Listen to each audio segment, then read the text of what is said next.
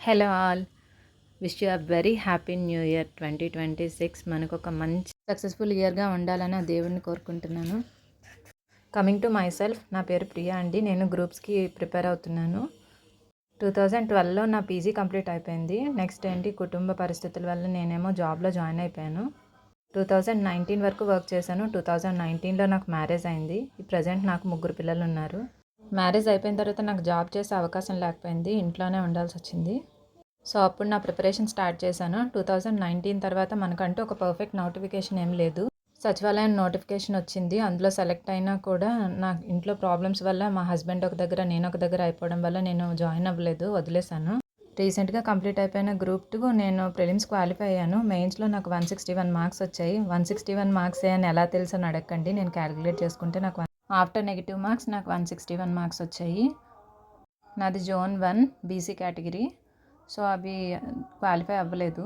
ఆ group 2 mains exam before situations వల్ల marks అనేవి తగ్గిపోయాయి. బిఫోర్ ఏంటంటే చాలా ర్యాలీ చేయటం, ఉంటుందా ఉండదా అనే సిచ్యువేషన్. నెక్స్ట్ అదే టైంలో నేను కన్సీవ్ అయ్యి ఉండడం, ఇవన్నిటి ప్రాబ్లమ్స్ వల్ల నేను చదివినా కూడా సరిగ్గా రివిజన్ చేయలేకపోయాను. దానివల్ల మార్క్స్ స్కోర్ చాలా తగ్గిపోయింది. అన్నీ తెలిసిన క్వశ్చన్సే ఉన్నా కూడా ఆన్సర్ చేయలేకపోయాం సరిగ్గా. సో అలాంటి సిచ్యువేషన్స్ మళ్ళీ తెచ్చుకోకూడదు, అదొక బిగ్ లెసన్లా అయింది. గవర్నమెంట్ ఎలా ఉన్నా కూడా నోటిఫికేషన్స్ కంప్లీట్ అయిపోతాయి, జాబ్స్ వచ్చే వాళ్ళకి వచ్చేస్తాయి.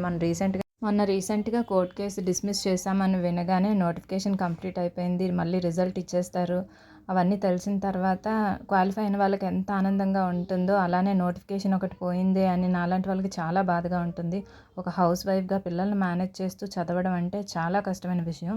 బట్ మళ్ళీ ప్రిపరేషన్ తిరిగి స్టార్ట్ చేస్తున్నాను. ఇప్పుడు నోటిఫికేషన్ ఇవ్వకపోయినా అట్లీస్ట్ ఈ గవర్నమెంట్ వెళ్ళి ఇంకో గవర్నమెంట్ వచ్చేలోపైనా ఇస్తారు నోటిఫికేషన్. అప్పటికైనా మనం రెడీగా ఉండాలి. ఇదే సిచ్యువేషన్ మళ్ళీ రిపీట్ కాకూడదు. ఇవన్నీ నా గ్రూప్ 2 ప్రిపేర్ అయ్యేటప్పుడు బుక్స్. కొన్ని అయితే కొత్తగా ఉన్నాయి, కొన్ని ఆల్రెడీ మా పిల్లలు ఫుల్గా గీతలు పెట్టేశారు.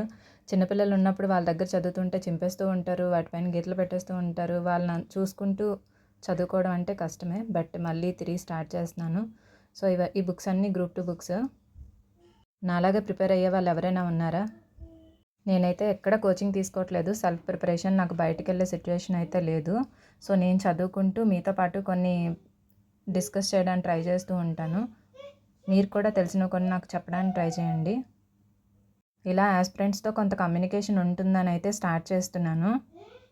బయట రీడింగ్ రూమ్కి ఆర్ కోచింగ్కి వెళ్ళి చదివే వాళ్ళకి, ఇంట్లో ఉండే చదివే వాళ్ళకి చాలా డిఫరెన్స్ ఉంటుంది. మనకి కరెంట్ ట్రెండ్ ఎలా ఉంది ఏంటి అనేది ఇంట్లో ఉన్న వాళ్ళకైతే తెలీదు. సో ప్రజెంట్ ఎండోమెంట్ ఎగ్జామ్ అయితే ఉంది కదా, ఎంతమంది ప్రిపేర్ అవుతున్నారు?